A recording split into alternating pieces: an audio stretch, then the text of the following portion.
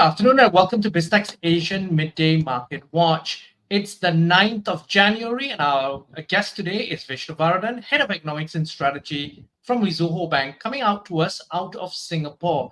Vishnu, as always, great to have you on the show. Welcome back. Great to be here, Brian, and I guess it's still not too late to say Happy New Year. So it's a great way to start the year as well. Now, Happy New Year for most. Maybe not so Happy New Year on the Chinese front. Now, despite pockets of strong growth in 2023, the China investment story has really been overshadowed by a lot of long-term problems and tension with the US. Now, walk us through your outlook for China in 2024. I think 2024 is going to be a mixed bag for China. So depending on who you speak with, it's either going to be the opportunity not to be missed or a still woefully uninvestable state of affairs. So the context here is Chinese assets have been beaten down so much, in particular, your equities, bonds, so on and so forth, that there will be some parts of the market that see huge opportunity in it, and they would be encouraged and emboldened by the fact that it looks like Beijing wants to pull out more stops to get growth going and perhaps to backstop some of the financial risks, which means there may be some aspect of pump priming and boosting prices. So we concede that much. But as you rightly alluded to earlier, some of the lingering problems are structural and chronic in nature, one of which is the sheer confidence deficit. And the telling factors are things like, why China is about the only economy in the world where you've got deflation, whereas the rest are struggling to bring inflation lower. And that corresponds to the fact that Chinese are starting to go out. Internally, they are traveling domestically, so on and so forth. But their spending is a lot more restrained than it used to be.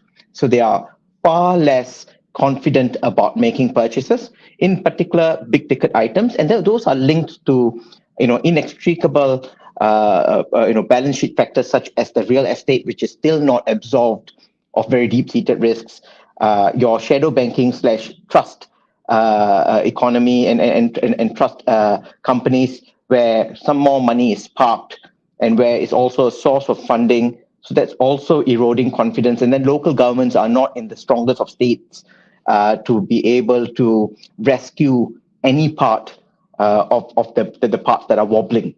So all of that put together suggests that a lot of the burden of stimulus is going to fall on the central authorities. And even there's a conflict or compromise.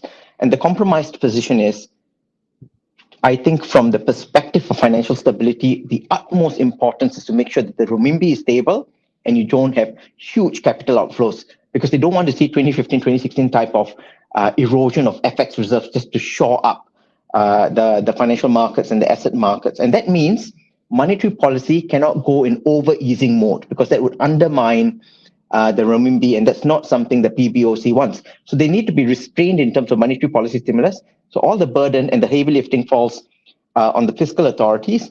And this is where there are some encouraging signs that the central government will do a lot more, but they may not do enough to bolster all the local governments who are probably in a much more weakened state and need a lot more support. So that in itself is going to restrain growth. So whilst 2023, you would have seen from a low base growth exceeding 5% comfortably, the underlying growth now is going to struggle to clear 4.5%. And that's the state of play that we'll see. And our worry continues to be that the structural factors in China will hold it back from being the big boost to the global economy. Now, so here we have a contrast there with the US. So the US hiked rates up really rapidly. And now we have almost a dream scenario that the Fed was hoping for, where a soft landing is perhaps really on the cards. Is that a false dawn? Are we overly optimistic, or is this really the case for 2024? Given that I'm a pessimist by nature, I'll say yes, we are overly optimistic. I'm in uncomfortable territory. So you're right. And the biggest gift for the US economy is they seem to have achieved a good part of what markets have christened as the immaculate disinflation. They've gotten inflation remarkably lower, significantly lower in a fairly short period of time, without the attendant damage to demand.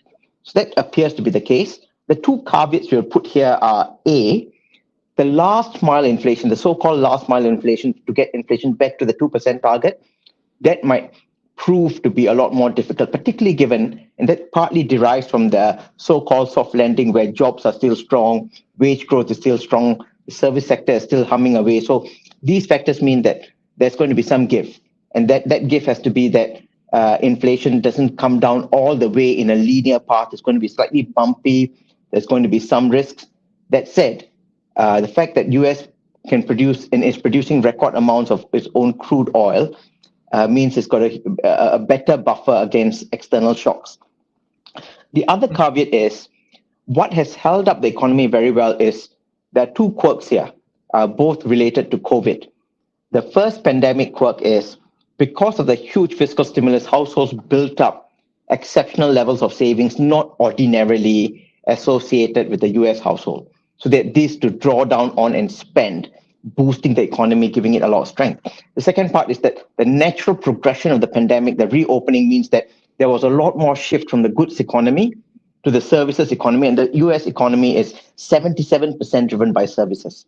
So of course, this transitioning from goods to services meant that the US economy looked really good compared to the German economy, which has got a heavier weight on goods and the China linkages. But the fact is, the excess household savings for, say, except for the 10 to 15 percentile, the top 10% of the households has been drawn down, and now savings are back to pre-COVID levels. And coincidentally, at the same time, you also have had a lot more debt built up, whether it's and mostly unsecured, so credit card debt, buy now, pay later, other personal financing, and the mortgage exposures have also gone up tremendously. So with higher rates, that's going to come home to roost.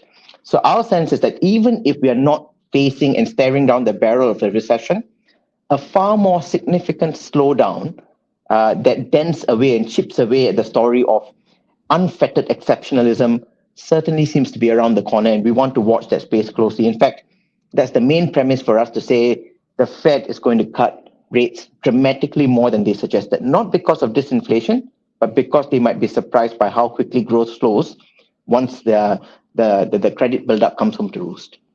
Now, on that cautionary note, Vishnu, thank you very much for your insights. Thank you for coming on the show. My pleasure. Thanks for having me, Brian. Now, we've been speaking to Vishnu Varathan, Head of Economics and Strategy at Mizuho Bank, and this has been BizTech's Asian Midday Market Watch.